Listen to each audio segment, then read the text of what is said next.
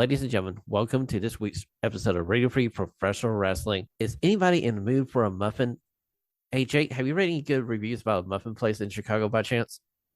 I heard about this close thing about Mindy's, which is not too far down the road from here. Maybe I can crave some muffins and all that. Probably some donuts as well. So it's gonna be very interesting here. Well, Jake, no time to waste here because those muffins are not going to stay fresh for long. So let's go right to the control center. This is your Radio Free Pro Wrestling Control Center. All the wrestling news you need to know.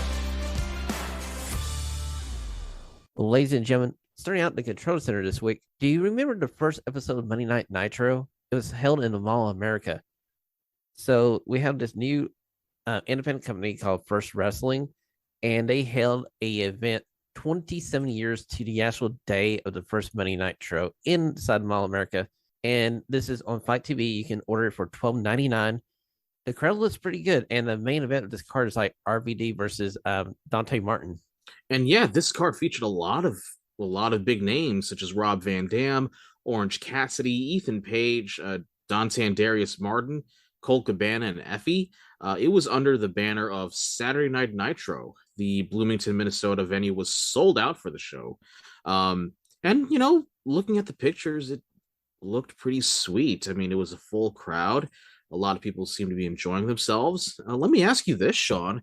Do you think this could open up the possibility of, either WWE or AEW maybe making a chance to hold a show at the Mall of America anytime soon?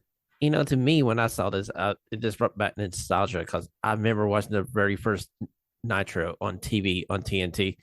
And the very first match was Brian Pillman Jr. versus Jason Liger, which is probably one of the best matches in WCW history.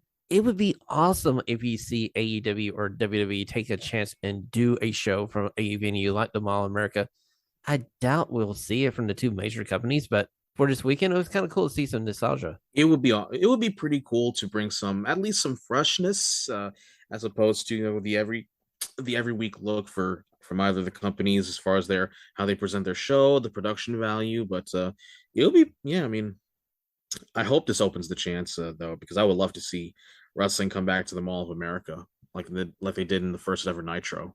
Well, Jake, somebody that might be able to do said chance would be Conrad Thompson, as Starcast has trademarked Superclass, a former AWA event, and AWA was basically based around the Twin Cities area. So, hey, I know Starcast was having, I can see Conrad doing this because you can put your Starcast on like a Saturday, Sunday, and that one of those nights you can have a wrestling card. And Superclass is a cool name for a wrestling card. Yeah, so if you guys remember back during the AWA days, Super Clash was a supercard event promoted by the AWA, which took place at Comiskey Park in Chicago, Illinois, back in September of 1985. And ironically enough, only a few months after WrestleMania. And I mean, it really gave like an interesting look as far as how professional wrestling is presented. And yeah, all the big names were there that night. Obviously, Ric Flair, Magnum TA, Vern Gagne, Nick Bockwinkel. So yeah, this is pretty interesting. Really curious why Conrad Thompson is doing this. I mean, he said himself like he doesn't have the desire to be like a full-time wrestling promoter, but I could see him have the drive or maybe have the itch to promote a couple of events here and there. Well, I mean, outside that Ric Flair's final match, main event from the last card he did, the undercard was amazing. Mm-hmm. And I bet you the crowd that got from that event, he was looking go like, hey, here's another revenue source I can use and make Starcast better. And what not a perfect marriage here? You got Starcast, you got wrestling, you got a perfect chance to get everybody together in one place. And it's going to be like a super indie show anyway. So why not let's call it Superclass? Yeah, absolutely. Ticket sales were pretty sweet during Ric Flair's final match. And I mean, the crowd was hot during that night. And yeah, I mean, pay-per-view buys were even on Fight TV was not bad as well. So yeah, I could see Conrad having the itch to do this type of promoting again. Well, you're talking about hot cards. 2 weeks ago, we had a hot card coming from Cardiff Wells as we saw Clash at the Castle. Now, Freddie Prinze Jr. was on his podcast, and he talked to some people he knew inside the WWE machine. And what we saw at the end with Tyson Fury being in the ring with Drew McIntyre doing a karaoke session wasn't supposed to be on TV. He actually, during his podcast, Freddie Prinze Jr. said that they forgot to say cut.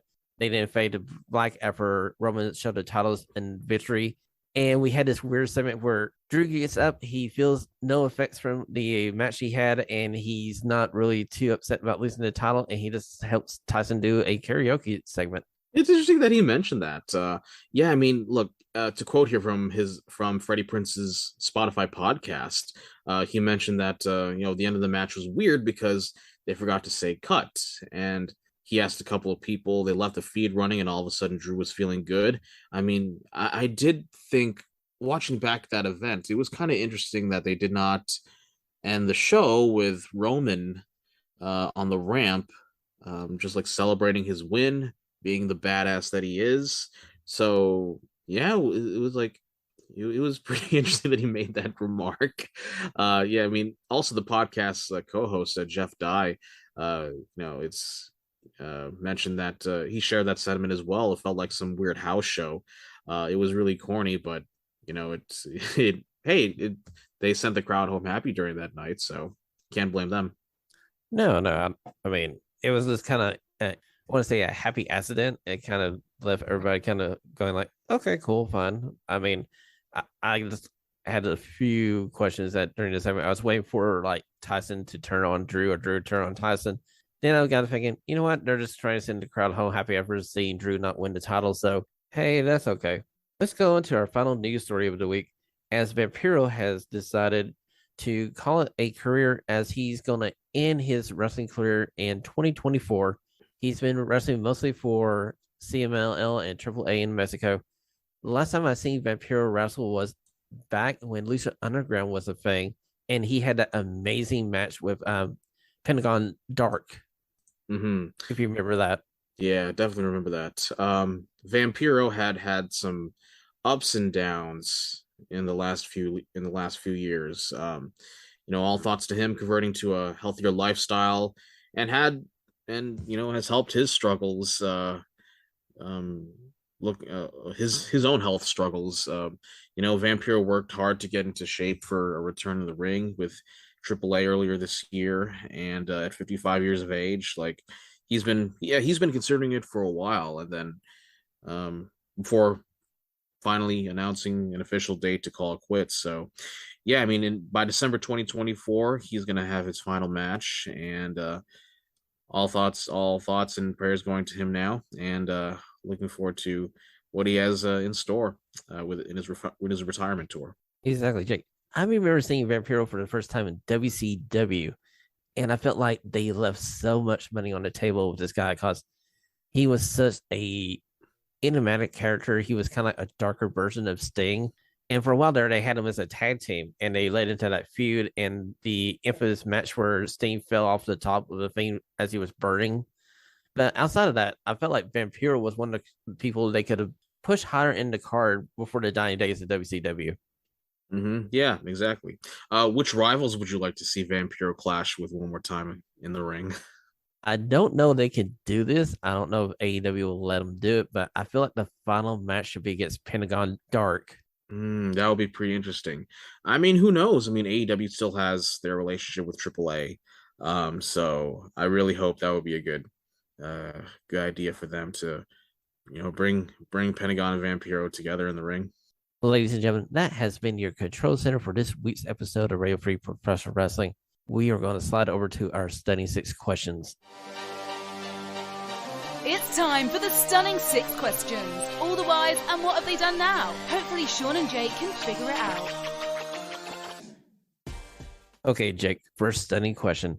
I was watching Raw last night, and Dakota Sky and Io Sky defeated Raquel Gonzalez and Aaliyah 2 weeks after they lost them in the tournament final for the women's tag team titles.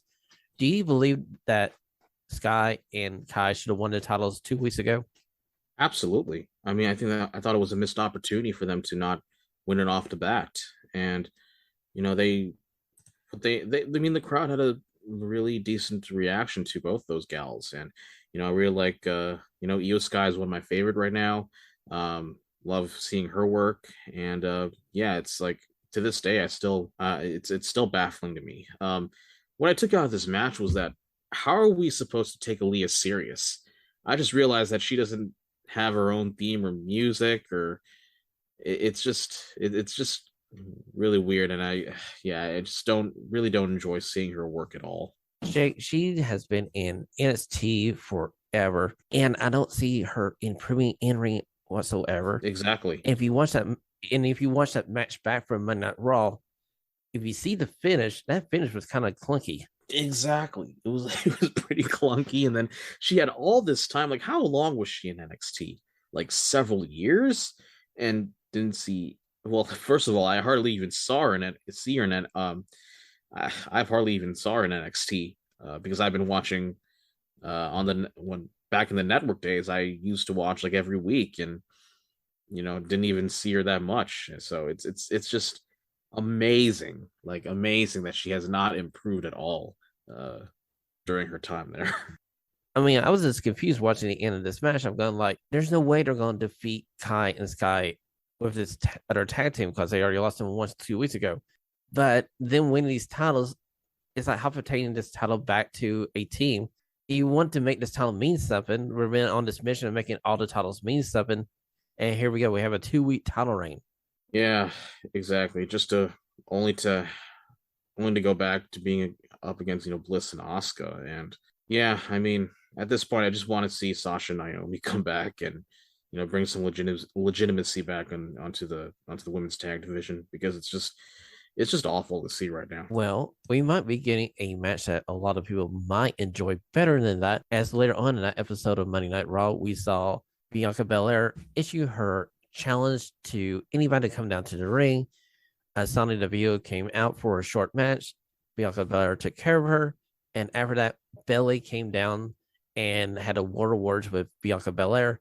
And this looks like to be the direction we're going to Extreme Rules. Jake, are you ready for this match? Absolutely. It would only make sense, right? Because I would love to see those two battle it out in the ring. Would it happen, like, do you predict it would happen at Extreme Rules, or could they save it like maybe for Survivor Series? I feel like you go to Extreme Rules and you have this match. This match could main event Extreme Rules. I don't know who you're going to have Roman face, but Roman can really take this pay-per-view off, and you main event this with Bayley versus Bianca Belair, and you have Bayley take the title from Bianca, and you have Damage Control have all the women's titles. I feel like you leave that show with a pretty good feeling. Mm-hmm. Yeah, I agree with you.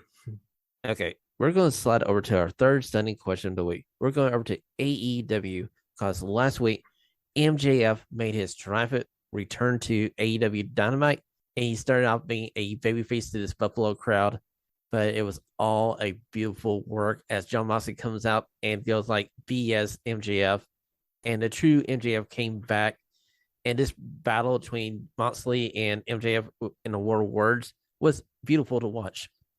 Oh my goodness, the way MJF first came out, he was such a phony baby face. The crowd just ate it up, and and man, MJF had the crowd in the palm of his hands, acting like he cares about the company. When Moxley came out, how it was like a beautiful transition to his traditional heel character, and then you hear those the crowd going back to boos, and I really enjoyed the promo.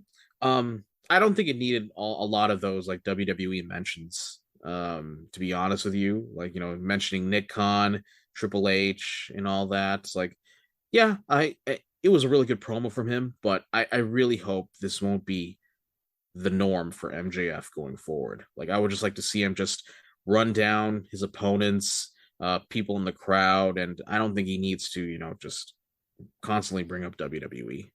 I mean, exactly, Jack, because we are literally a year and a half away from the time MJF could be a free agent.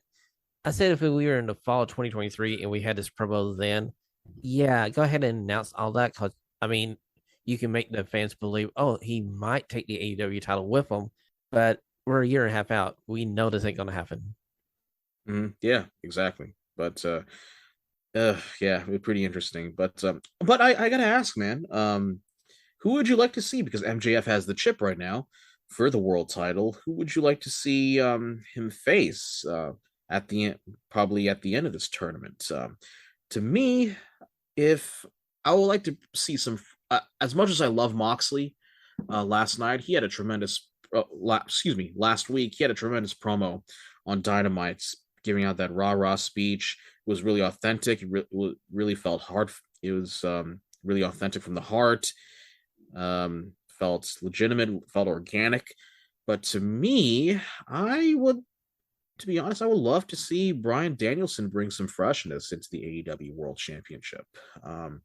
Because, like, yeah, I know that he had some bumps here and there for a couple weeks, but I wouldn't mind. Like, I don't think that has messed him up at all, to be honest with you. So I would love to see, Bryan take that helm for a little bit before giving it to MJF. Okay, so I'm going to counter you here, Jake. My first answer to you would be, out of the four gentlemen we'll see this evening on AEW Dynamite, we have Jon Moxley versus Sammy Guevara. We have Chris Jericho versus Bryan Danielson. It'd be kind of interesting to see Moxley versus Danielson for the championship at Arthur Ashe Stadium next week. That'd be a kind of cool match to see. I hope that happens. Right. And like you, I do believe Danielson would be a good long-term champion if you're going to give him a run, but I don't want to see Danielson's first title reign be like 2 months we get to Full Gear. It's in Newark, and MJF cashes in the chip. Do you want him to cash that chip in and fail? I don't want to see MJF fail and just cash in. So that's why I feel like Moxley might be the better option here of all the options we got at the moment. Because you got to remember, AEW is in this weird place where they got to do some new booking because of all the suspensions and stuff. So they're kind of have their hands tied behind their back. I guarantee you they never want to see a 3-time champion so soon. But Moxley might be the person you put this on to get down the road, have that feud with MJF, and we get to see a MJF heel run with the title. I don't know. It's like we've seen it a lot already. So that's like kind of like my beef with that. Like with Danielson, I do think that it would bring some freshness into the title, but we'll just see what happens here. But I'm pretty sure we'll see some great matches at the back end of this tournament, going into Arthur Ashe Stadium. I feel like the next 2 weeks of AEW TV is going to be pretty freaking awesome because this card is loaded tonight. And next week is going to be the Arthur Ashe show where we get the rematch of the Acclaim versus Swerve and Glory, plus the final of this AEW World Title Tournament. Mm-hmm. Yeah, it'll be pretty interesting to watch for the next couple weeks. Okay, Jake, here's the biggest question I got going into our Winston Awards coming up in the winter here on Radio Free Professional Wrestling. Who is having a better 2022? I got two candidates for you, Will Ospreay and Dax Hardwood. Oh, man. Both guys are having one hell of a year. Really enjoyed Will Ospreay as part of the United Empire when he's over at New Japan. And, I mean, he's doing a great run at Rev Pro right now. But to me, if you were going to ask me, I'm going to have to go with Dax Harwood because he has the overall package. Like, not only just the wrestling skills, and he's been putting out tremendous matches, but he's been cutting some awesome promos and been bringing up lately with, himself fighting like an 8-year-old girl, and being truly authentic and heartfelt. Dax, he's been really impressing me a lot over these past couple months, and I got to give it to him. Jake, until about halfway through December, I would have been the biggest Will Ospreay fan here and say like, oh, hey, Will Ospreay is having one heck of a 2022. He made it to the G1 final. Yeah, I know he lost to Okada, but he made it to the final. But Dash Hardwood has had a crazy 2022. Outside of the Revival or FTR, he's having amazing single matches. He's literally just came off of that amazing ROH World title match against Claudio Casanova. And I feel like right now there's not a hotter single wrestler right now than Dash Hardwood. Mm-hmm. I mean, I don't think anybody has been having a better year than Harwood right now. So really been enjoying what we've been doing. Jake, way he's going, I can see a dark horse chance here that he could be AEW World Champion in 2023 sometime. Yeah, I mean, could you see him like maybe breaking off on his own for a little bit? Maybe down the road. I mean, I would still like to see FTR still together for a while and probably just have some matches for their titles. Hopefully down the road we'll see them have a chance for the tag team belts. But yeah, I mean, I wouldn't be I definitely be down with to see that opportunity if as long as like AEW backs him up and there's some very good booking behind him. I just don't want to see him like break off into a singles role just for the heck of it. Exactly. I don't want to see him break off from FTR and going like for a couple months he has a decent run, and the next thing you know he becomes about the same level as Warlow or like any other babyface they have in AEW at the moment, because it feels like they know how to get to the end of the story for a babyface run. It's after the run's over where they actually have to let the babyface have wins and stuff. They don't know how to book. Right. Yeah, I agree with you on that.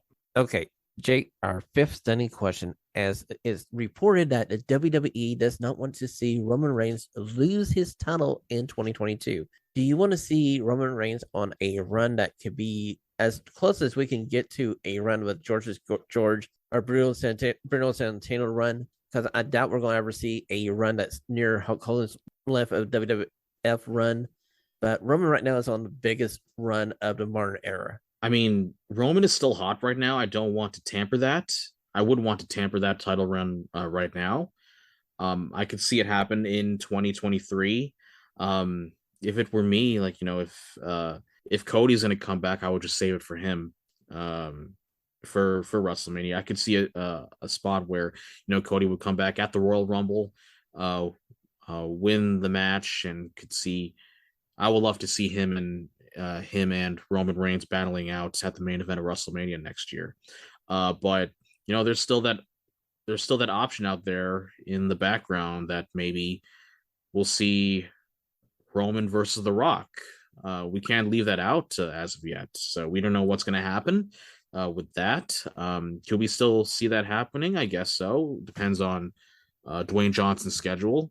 And maybe the question we can ask out there is, if it's going to be Roman versus Rock at WrestleMania, does it need the title? Does it need the title to be to make this match big? I mean, you can argue that these two guys are already big as it is, but do you think adding the title, adding the world title will elevate it a little bit more, or would you take the belts off him? Maybe before. Okay, Jake. I don't think they need a title to make this match any bigger than what it is, because it's basically the Tribal Chief versus The Rock. It's this generation's biggest star versus the previous generation's biggest star. It will be today's Rock versus Hogan. So, perfectly said there, Jake. Now, my concern is if you get this match at WrestleMania, Roman needs to win this. Roman needs to crush The Rock if he's still the champion. Because do we need another Rock title run that we know probably would only last 6-7 weeks? Mm-hmm. Yeah, that kind of makes sense. Like, who's gonna Rock would need to be there, need to be around for a little bit. So, yeah, I mean, kind of makes sense. And then if it does stick to Roman, that's Roman after that match. I mean, he has to. It's still going to be on him. So, but I wouldn't throw that possibility out. So, but I think that you can see the better chance of seeing Roman versus Cody Rhodes at Mania. So we'll just see where it goes from here. Well, what I would do is I would have that Roman and Rock match at Mania, have Roman defeat The Rock, and Cody gets his title match at SummerSlam, because they've been wanting to make SummerSlam as big as Mania. Exactly. We've seen this previous SummerSlam in Nissan Stadium here in Nashville, Tennessee. I can see them doing another big stadium show for SummerSlam, and you can have this Cody match versus Roman as your main event for that, and that would be almost as big as Rock versus Roman. And then you can crown Cody as their biggest babyface champion, which is all a great culmination to that storyline. So, I mean, that's a great idea there, Sean. Exactly. I mean, like, Roman has defeated every possible challenger for that belt, and here's Cody, and Cody's the one that wins it, and you got a white hot babyface as he's making his return. Mm-hmm. Yeah, that'll be a great story right there. Okay, Jake, sixth and final stunning question of the week. Could you possibly see the AEW without CM Punk and the Elite? Could there be a universe out there where this has already happened? It's really hard. I would love to see these two still collaborate in AEW, but after this week and a half, I just don't know if I can see a chance of these two coexisting in an AEW locker room. These two camps, and as you heard from CM Punk at the press conference, like he's way past apologies, and as far as like how he's being treated in AEW, and and after the fights, I mean, it all reached to a boiling point. It's really unfortunate. I don't know what we mean. We know that an external third party investigation is still taking place. We do not know the results of that as of yet, and we'll just see where it goes from here. But yeah, I mean, it's going to be very difficult to imagine, these two camps with CM Punk and the Elites still being in the same locker room with in the same locker room with each other in AEW. Jake, I can see CM Punk working for this injury and AEW taking this time when CM Punk's away as they try to figure out how to get CM Punk out of this contract and try to make everybody as whole as possible. I really feel like we just saw the last of CM Punk in AEW after that scrum. The Elite, on the other hand, I feel like I can see them be in AEW after said events here. I don't see how you can have AEW without Kenny Omega. Because if you lose Kenny Omega, you just lost CM Punk and Kenny Omega. And I know that people think the Young Bucks are a big freaking deal too. I'm not the biggest Young Bucks fan, but having that core but yeah, then again, like, what was the base? What was the base that AEW was founded upon? It was the Elite. Like the name of the company is All Elite Wrestling. They centered around the Young Bucks, Kenny Omega, and Cody Rhodes, the Elite together. And I just can't imagine like all three of those guys with Nick and Matt and Kenny no longer being the foundation of AEW. It's really crazy to think about that. I feel like the only way we get down to this like worst case scenario is if like Warner and Discovery goes to Tony Khan and goes like, these guys have gotten in the fight. You can't have none of them on TV, or we're going to pull your TV from you. That would be the Newkirk situation where you would not see the Elite and CM Punk in AEW. I really feel like the Elite are going to come back after the suspension, however long it is, and they may be out of the title picture for a while, but I don't see the core nucleus of the Elite leaving AEW. Even though we heard reports that the Young Bucks were sending out fillers to the WWE, but like Dave Master said, that's just perfectly normal for any talents when they get ready to negotiate their contracts. You want to go out and send out fillers so you have basis to make a deal with your company. Yeah, I mean, it's crazy to think that. And well, let's look at the other side of things as well. To think that how much CM Punk had for him in the summer. He first won the title against Hangman Page, where this is where the whole thing started right here, at Double or Nothing, and then he got injured. He broke his foot when he was diving over to the crowd. Took some time off, came back, lost the title to John Moxley in that Dynamite match, which I still did not like. Wins the belt back again, got injured again. This time his tricep got busted, and now he got stripped of the title again. So the question is like, where does CM Punk go from here? And if he is going to stick around in AEW, and that's a huge if at this point, I don't know if they're going to put the belt back on him. It's really difficult because considering how his body is so fragile right now. And I just don't know if we can see a situation where he can be the top guy holding the mantle in AEW. Exactly. I mean, he took 7 years off from the WWE to the time he made his debut last year at AEW. And it's this crazy thing inside of 1 year with AEW. We gone from the high of CM Punk's return to all this crazy mess from that scrum after All Out of this year. Yeah, it's really crazy to think right now. So, I just don't know if we can see a situation with these two camps coexisting in AEW. So, I don't know. We'll just see what happens. Exactly. We'll keep our ears to the ground here, ladies and gentlemen. This has been your 76 questions for this week's episode of Radio Free Professional Wrestling. Please go over to Twitter at RioFreePW and follow us there. Subscribe to us on Apple Podcasts and Spotify. And Jake, where can we follow you at? Thanks for having me again, Sean. Just to follow me at Jake Olinar on Twitter and on Instagram as well. So yeah, it's been one hell of a time. Can you imagine, like 2 weeks ago, we would be having all these questions in our heads because I felt like we were just heading towards a peak with All Out and going into a fall where we're going to be talking about is AEW going to get a big contract from Discovery Time Warner. Now we're just going like, who's going to be there in All Elite Wrestling?